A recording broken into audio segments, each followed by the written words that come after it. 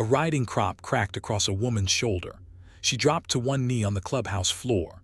Broken glass lay everywhere around her, drinks spilled, ice melting into the boards. The crop came up again. It came down. A red welt opened across the back of her arm, and she didn't scream. She just curled forward and covered her head with both hands. 40 people watched. Not one of them moved. The woman swinging the crop wore a white dress and a diamond ring that caught the light with every blow. Her name was Delphine. The woman on the floor was the maid. Her name was Ruthann. Then a door opened at the far end of the room, and what walked in beside the club's president made every patched biker go completely dead quiet. What happened in the next 10 seconds ended an engagement. Stay with me on this one. Now let me take you back a few hours so all of this makes sense. The Iron Saints Motorcycle Club ran out of a long brick building on the edge of Oakland. 30-some patched members, bikes lined up out front like soldiers, and the man who ran it all was Cole Vantry. Big man. Black beard going gray, hands like 2 bricks.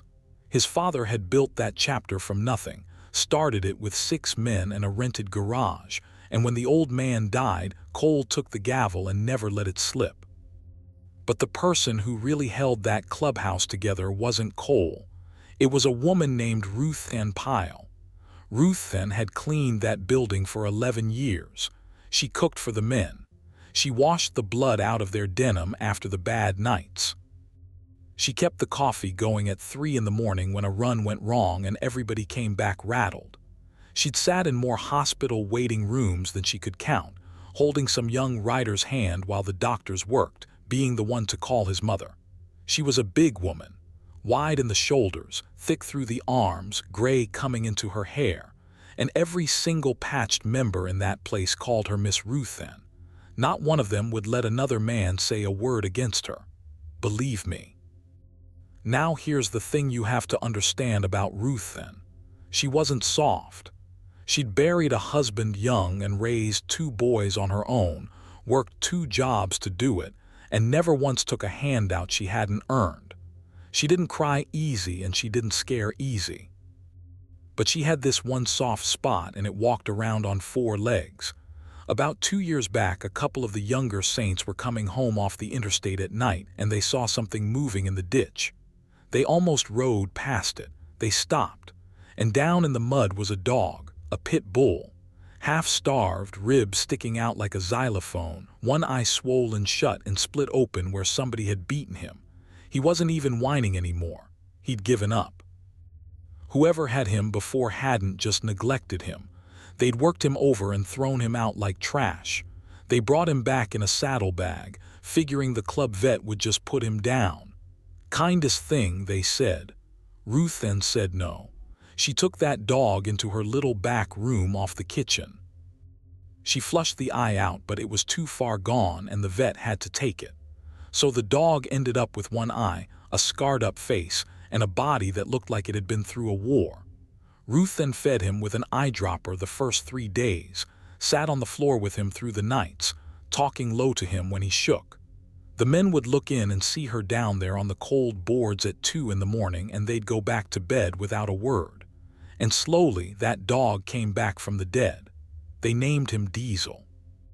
And from that day on, Diesel had exactly one person in this world. He followed Ruthann from room to room. He slept outside her door. When she walked, he walked. When she stopped, he sat. He was gentle as a lamb with the men who fed him scraps, let the big rough riders scratch his ears and call him ugly, but he watched everybody all the time with that one good eye. The saints joked that Diesel was the only member who never missed a meeting, so that was the clubhouse, that was the family. Rough men, a strong woman, a broken dog she put back together with her own hands. And then Cole met Delphine. Delphine Marsh came from money, big money. Her father, Harlan Marsh, was one of the biggest property men in the East Bay. He owned half the industrial land you could see from the freeway. Delphine had gone to the right schools, worn the right clothes, and gotten bored with all of it. And a rough biker president with a beard and a Harley was, to her, the most exciting toy she'd ever picked up. Cole was crazy about her. You could see it. A hard man like that, 50 years old, and he'd never had anybody look at him the way she did. He didn't notice or didn't want to notice the way she looked at everybody else. Because here's what Delphine really was. Underneath the perfume and the pretty dress, Delphine Marsh thought some people were people and other people were furniture. And to Delphine, Ruthen was furniture. The first time they met, Delphine handed Ruthen her coat without looking at her. She called her the girl, even though Ruthen was 20 years older. She'd snap her fingers to get her attention, the way you'd call a waiter you already didn't like. She'd leave messes on purpose and stand there waiting to see them cleaned. And that dog, that one-eyed dog that followed Ruthen everywhere, Delphine hated him on sight, called him filthy, said he shouldn't be allowed inside where people ate. Once she nudged him out of her way with the toe of her shoe, and Ruthen saw it, and Ruthen said nothing, but something in her face went very still. So when Cole announced he was throwing an engagement party at the clubhouse and putting Delphine's name on everything, a lot of those men got quiet. They didn't like it, but Cole was the president. You didn't tell the president who to love. Stakes are simple in a place like that. You keep your mouth shut, and you hope the storm passes on its own. The storm did not pass on its own. The night of the party, Ruthen had been on her feet since dawn. She'd cooked for 2 days. She'd scrubbed that clubhouse until it shined. She had trays of food out, a bar set up, the good glasses down from the top shelf, the ones that only came out for funerals and weddings. And Delphine had made it clear from the start that this was her night, her guest list, her rules. Half the people there weren't even saints. They were Delphine's crowd. Soft hands, expensive shoes, looking around the clubhouse like they were at the zoo, taking little pictures of the bikes and the patches to show their friends. Cole stood in the middle of it in a clean shirt, proud as anything, one arm around his fiancée. And Ruthen moved through the whole thing the way she always did, quiet, quick, keeping every glass full, keeping her head down. Diesel stayed close to the wall, out of the way, watching her with that one eye. Now about an hour in, Delphine had already had a few drinks and she'd started performing. You know the type, getting louder, telling stories about herself, making little jokes at the club's expense that her friends laughed at and the saints didn't. She called the clubhouse rustic. She called the men her father's tenants and thought that was funny.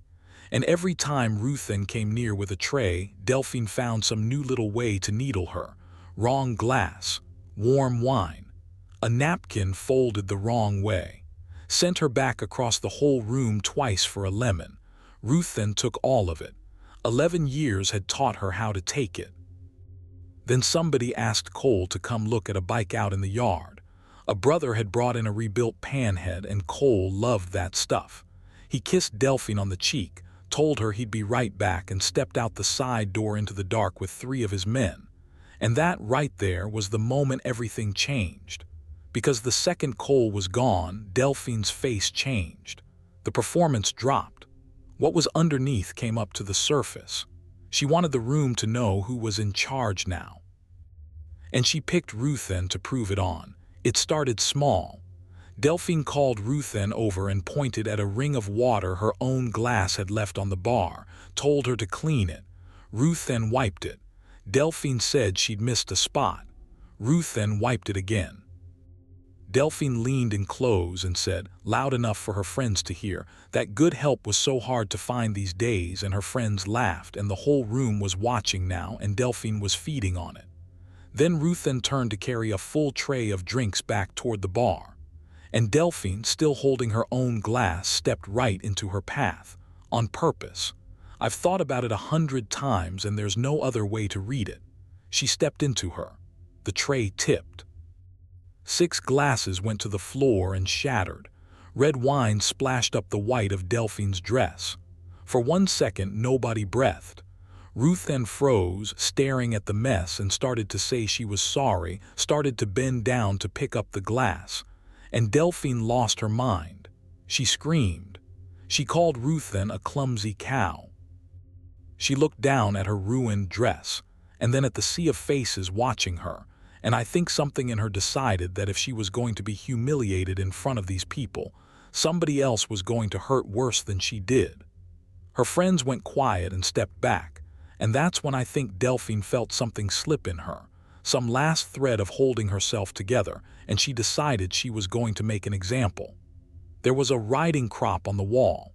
It had hung there for years. One of the older members used to ride horses before he ever rode a bike, and it was just a decoration at this point, a piece of leather and a thin whip nobody ever touched. Delphine had seen it earlier. She'd even joked about it, taken it down and swished it through the air and laughed. She grabbed it off the wall. The first strike caught Ruthen across the shoulder as she was bent over the broken glass. Ruthen gasped and went down to one knee. And Delphine, breathing hard, whined down her dress. An audience all around her brought that crop up and swung again. That's where we came in. The crop rising and falling.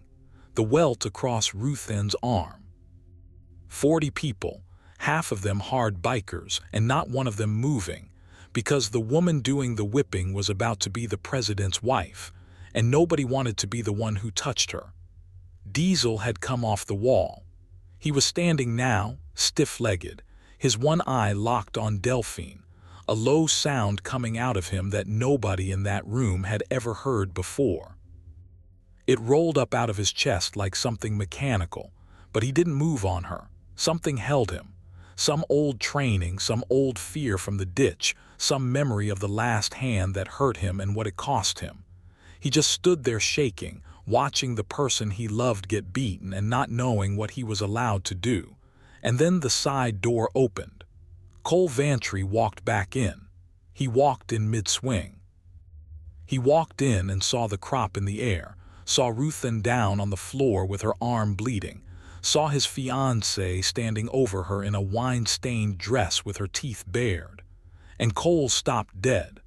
The whole party turned to look at him, everybody waiting to see what the president would do. You could have heard a pin drop on that floor. For a long moment, Cole didn't do anything at all. He just looked. And in that quiet, Diesel finally moved.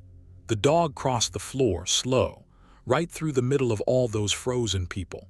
He walked past Delphine like she wasn't even there, past the broken glass, and he went to Ruthen. And he sat down at her feet. He pressed himself against her side, put his scarred head under her hand, and he sat, facing the room, facing all of them, like he was drawing a line in the floor. And Cole watched his dog do that. The dog Ruthen had saved. He took a slow breath. And then he did something that surprised everybody. He didn't yell. He crossed the room quiet and he crouched down next to Ruthen. He looked at her arm. He said low, "Miss Ruthen, look at me. You okay?" And he reached out and gently took the crop right out of Delphine's hand. Just took it. Didn't snatch it. Took it and set it down on the bar. He helped Ruthen to her feet. He told one of the younger men to get the first aid kit. He told another to sweep up the glass. His voice was calm, almost gentle. He put a hand on Delphine's back and steered her a few steps away, said something quiet to her that nobody could hear, and the whole room let out its breath. You could feel it. People started to move again. Somebody laughed, nervous to break the tension. A brother poured a fresh drink. Delphine actually smoothed her dress and lifted her chin like she'd won, like Cole had taken her side, like the calm meant it was over. Ruth then sat down on a stool with a rag pressed to her arm, and Diesel put his head in her lap. And you thought, all right, it's done. Cole handled it. The storm passed after all. It had not passed, not even close. Because here's the thing about a woman like Delphine Marsh. When you embarrass her in front of a room, she does not go home and cry about it. She reaches for the biggest weapon she's got. And Delphine's weapon wasn't a riding crop. If you're still with me, do me one favor and hit that subscribe button, because what Delphine did in the next 5 minutes is where this whole story turns, and I don't want you to miss a second of it. Delphine walked over to Cole, put on her sweetest voice, and told him she needed to freshen up. She went down the hall toward the bathroom, And on the way, she slipped past the bar and she did two things nobody saw. She twisted the diamond ring off her own finger and dropped it into her handbag, the one she'd left on a chair by the office door. And she picked up the phone in the club office and made a call. She was on that phone for maybe 90 seconds. Then she came back out into the party with tears in her eyes. Real, wet tears. She'd worked herself up to them somehow, standing in that hallway alone. And she walked straight up to Cole in front of everybody, and she held up her bare left hand. "My ring is gone," she said, loud enough for the whole room. "Cole, my engagement ring, it's gone." The party went quiet again, a different kind of quiet. Cole looked at her hand. He said, easy, "You probably set it down somewhere, baby. We'll find it." "I didn't set it down," Delphine said. And then she turned slow and she pointed one finger right across the room. At Ruth then. She was at the bar. She was standing right where I left my drink. She's the only one who's touched anything all night, and you all saw how clumsy she is. Now the whole nature of this thing had just changed. Do you feel it? A minute ago this was a spat. A rich woman with a temper losing her cool at a party. Now Delphine had put a word out into the room that couldn't be pulled back. Thief. And in that world, in that clubhouse, an accusation of theft against somebody the club took care of, that wasn't about pride anymore. That was serious. That was the kind of thing that got settled hard. Ruth then stood up off her stool. "I never touched your ring, Miss Delphine. I swear on my boys." "Then you won't mind if we look in your things," Delphine said, and she smiled. And that's when the front door opened and it got worse, because Delphine's phone call had gone to her father. Harlan Marsh came through that door with two men in suits behind him, and Harlan Marsh was not a man you wanted walking into your problem. He was silver-haired, tan, calm in the way that rich and dangerous men are calm. He didn't raise his voice. He didn't have to. He looked around that clubhouse like a man appraising a building he already owned. And here's the part that made every saint in the room go cold. Because Harlan Marsh did own it, or close enough. When Cole's father died, the chapter had been short on cash, funeral costs and back taxes all at once, and to keep the clubhouse they'd taken a loan against the land. And the man who'd quietly bought up that note through one of his companies 2 years back was Harlan Marsh. Cole knew it. A few of the older members knew it. Delphine clearly knew it too. That was probably half of why she'd never been scared of any of them. Harlan walked to the middle of the room. He looked at his daughter's tears. He looked at the wine on her dress. He looked at Ruth then, and Diesel standing in front of her, and he made a face like he'd smelled something bad. "My daughter calls me crying from an engagement party," he said, "and I find out she's been robbed and assaulted by the hired help. In a building I hold the paper on." He let that sit. "So here's how this is going to go. I've already called the police. When they get here, that woman," he pointed at Ruth then, "is going to be arrested for theft. And Cole, son, you and I are going to have a conversation about whether this club keeps its lease. Because I don't do business with people who let this kind of thing happen under their roof." He turned to Cole, and he smiled a thin smile. "Marry my daughter, keep her happy, and this all goes away. The ring turns up, the maid gets fired, we forget tonight. Cross her," he shrugged, "and I call the note. 30 men lose their clubhouse over a housekeeper." He spread his hands. "Your choice." So there it was, everything on the table. This wasn't a fight about a spilled tray anymore. This was the whole club, the whole family, everything Cole's father had built, all of it hanging on whether Cole would let an innocent woman take the fall. The room turned to Cole again, same as before, waiting to see what the president would do, except now the price was real. Now every man in there was doing the math in his own head, thinking about his own bike, his own family, the only place any of them had ever really belonged. And for the first time all night, Ruth then looked scared. Not for herself. She looked at those men in suits, and she looked at Diesel, and she started to understand that if she got taken away in handcuffs, there'd be nobody to feed that dog. Nobody who knew he wouldn't eat from anybody else's hand. Nobody who knew he had to be talked to soft in the dark when a storm came through. That's what she was scared of, not jail, the dog. Cole Vantry stood very still in the middle of his clubhouse. He looked at Harlan Marsh. He looked at Delphine, at the tears she could turn on and off like a faucet. He looked at the bare finger where the ring had been. And Cole was not a stupid man.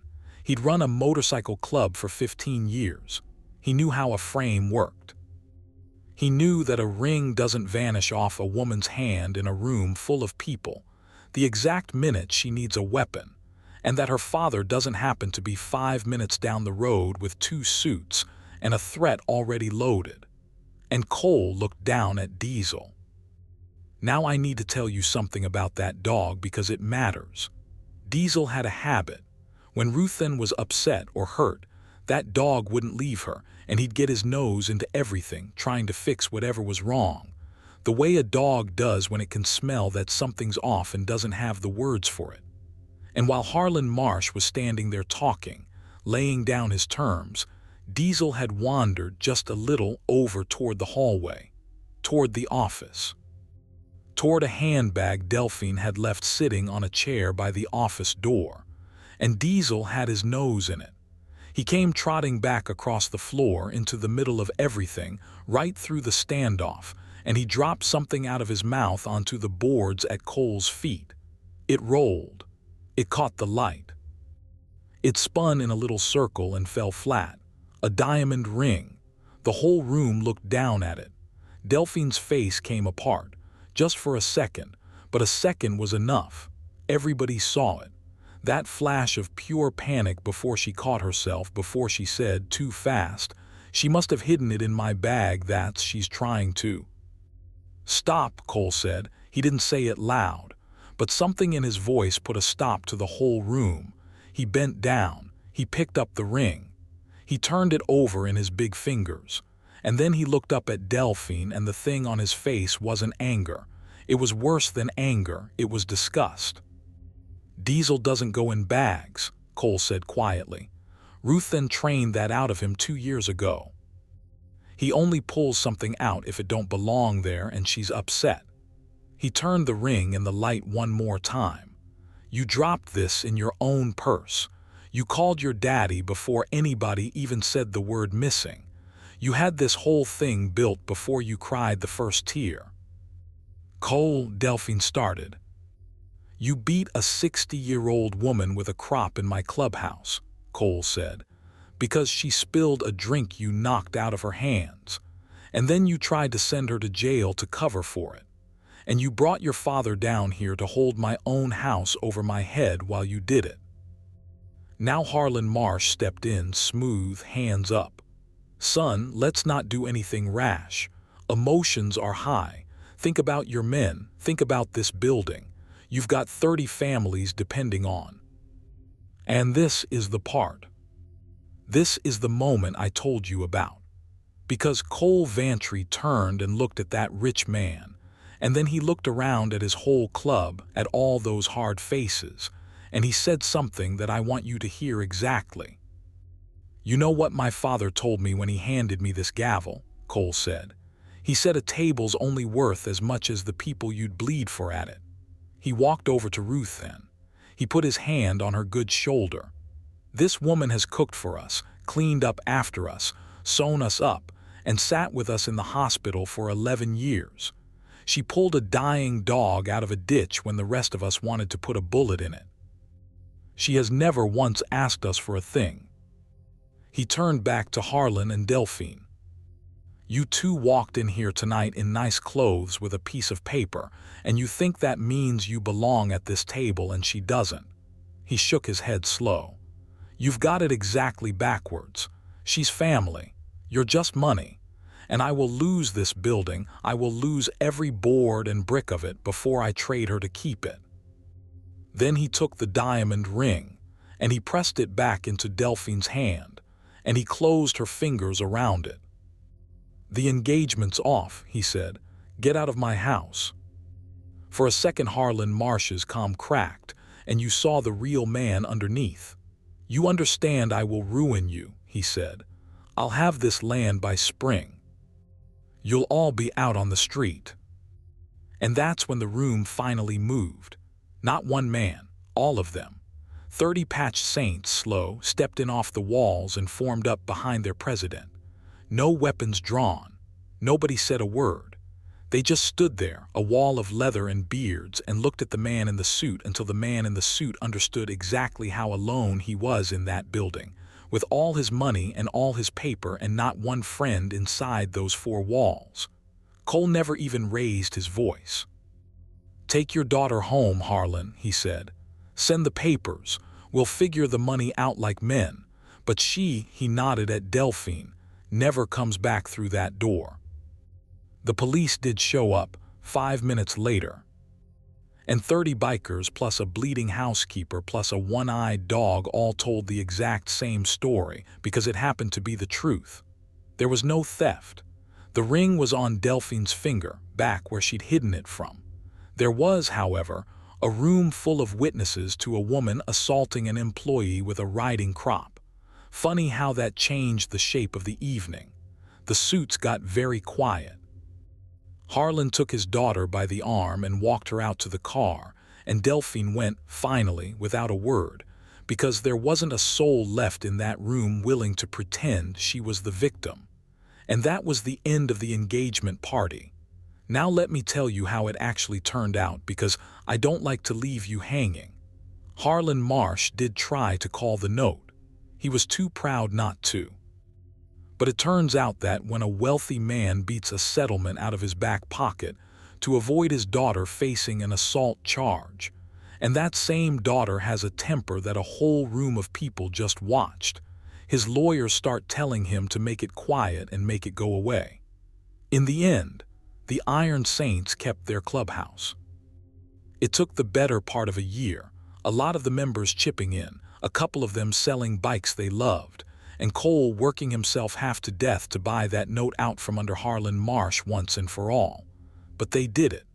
And the day the paper cleared, the land was theirs, free, no rich man's name on it anywhere. Cole framed the payoff notice and hung it on the wall. He hung it right where the riding crop used to be. He'd thrown that crop in the trash that same night. Ruthen's arm healed. There's a small scar there now, a thin pale line across the back of her forearm, and if you ever saw it, you'd never guess the story behind it. She went right back to work the next week, same as always, coffee on at 3 in the morning, blood out of the denim, food on the table. But something was different and everybody felt it. Because now, when Miss Ruthen sat down at the end of a long night, a chair got pulled out for her. At the main table, with the patched men. And nobody ever again in that building treated her like furniture, because they'd all stood in a room and watched exactly what she was worth, and watched their president say it out loud. Cole never married. Last I heard, he said he'd already found out the hard way what a diamond was worth next to the people who'd actually show up for you, and he wasn't in a hurry to make that mistake twice. He and Ruthen stayed close as blood, right up to the end. And Diesel, that one-eyed dog, lived 4 more good years. He slept outside Ruthen's door every night, and every morning he waited for her hand. When he finally went, old and gray around the muzzle, the whole club came out and they buried him under the tree in the yard, and grown men who'd done hard time cried like children over a dog. They put a little marker on it. It just says the one word, Diesel.